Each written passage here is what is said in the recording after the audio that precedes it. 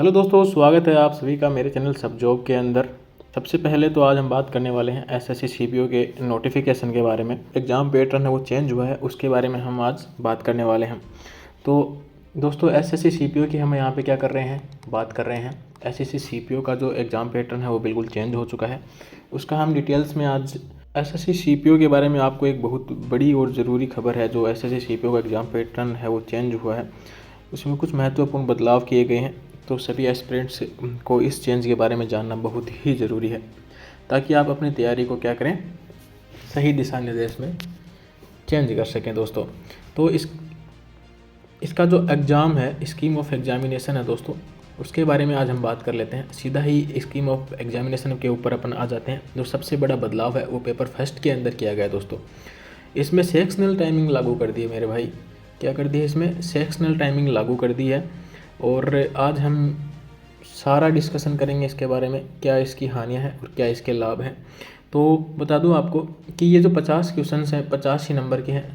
ये general intelligence और reasoning और जनरल नॉलेज और जनरल अवेयरनेस और क्वांटिटी एप्टीट्यूड और बेसिक कॉम्प्रहेंशंस, तो ये दोस्तों सारे 50-50 के हैं। यानी कि इस तरह से कुल मिलाकर के 200 क्वेश्चन हैं, 200 ही नंबर के हैं।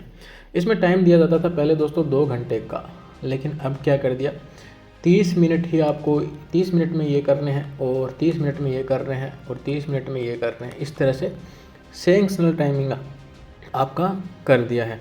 अब क्या करना पड़ेगा आपको, 30 मिनट के अंदर 50 क्वेश्चन करने पड़ेंगे।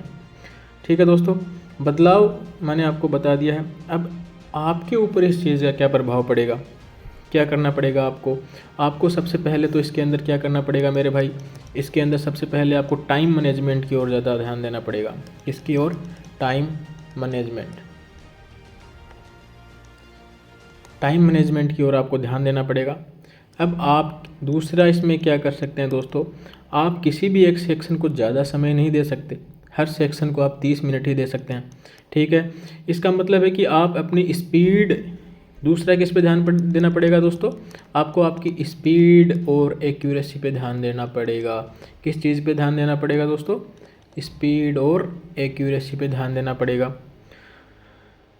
देखो टाइम कंज्यूमिंग कौन सा है, एक तो क्वांटिटी एप्टीट्यूड है और एक है ये रीजनिंग वाला। ये जो टाइम कंज्यूमिंग है, ये जो ये वाला पार्ट है क्वांटिटी एप्टीट्यूड और जनरल इंटेलिजेंस। इसमें आपको टाइम के ऊपर ध्यान देना पड़ेगा दोस्तों। इसमें स्पीड आपको बढ़ानी पड़ेगी, आपकी एक्यूरेसी इसको सॉलिड वाली रखनी पड़ेगी।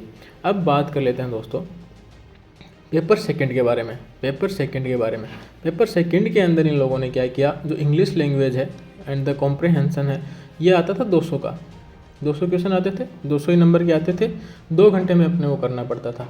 लेकिन इन्होंने पैरा नंबर 12.8.2 में क्या दिया हुआ है, इन्होंने दिया हुआ है कि इसको अब हम क्या करेंगे, 50-50 में ही क्या करेंगे, डिवाइड करेंगे। ठीक है, और आपको भी ये क्या करना पड़ेगा, 30-30 में ही करना पड़ेगा। मतलब इसमें भी आपको 30 मिनट में 50 क्वेश्चन मिलेंगे, 30 में 50 मिलेंगे, 30 में 50 मिलेंगे, 30 में 50 मिलेंगे। ठीक है दोस्तों, आपको क्या करना पड़ेगा इसके अंदर भी आपको अपनी स्पीड और एक्यूरेसी को मेंटेन करना पड़ेगा दोस्तों। नेगेटिव मार्किंग की बात कर लेते हैं तो 0.25 इसके अंदर नेगेटिव मार्किंग रहती है। ठीक है, और अब आपको क्या रणनीति बनानी है, न्यू स्ट्रेटजी आपको कैसे प्रिपेयर करनी है, उसके बारे में बता दूं मैं आपको क्या करना पड़ेगा, स्ट्रिक्ट सेक्शनल टाइम प्रैक्टिस करनी पड़ेगी दोस्तों।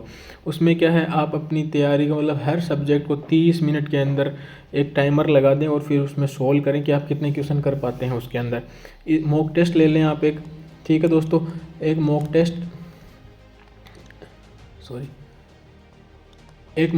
ले लें दोस्तों आप। उसके अंदर क्या करना आपको, मॉक टेस्ट के अंदर आपको 50 क्वेश्चन लेने हैं। 50 क्वेश्चन आप कितनी मिनट में कर पाते हैं, एक टाइमर लगा लो।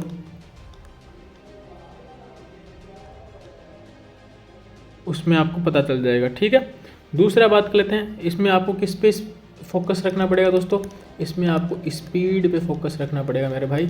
स्पीड पे तो आपको फोकस रखना पड़ेगा, क्योंकि हर सेक्शन के लिए सिर्फ 30 मिनट का तो समय है। तो इसके लिए आपको आसान सवालों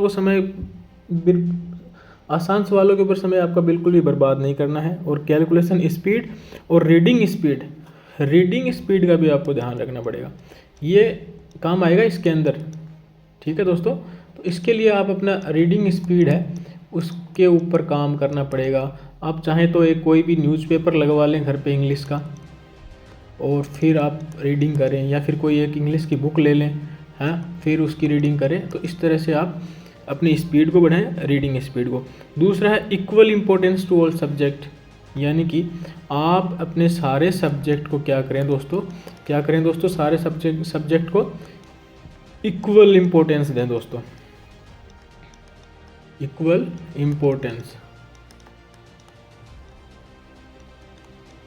इम्पोर्टेंस दें दोस्तों। ठीक है, 4 सेक्शन है तो चारों को बराबर ध्यान देना पड़ेगा आपको, क्योंकि 30 मिनट के अंदर तो आपको सबसे अच्छा बेस्ट स्कोर आपको देना है इसके लिए।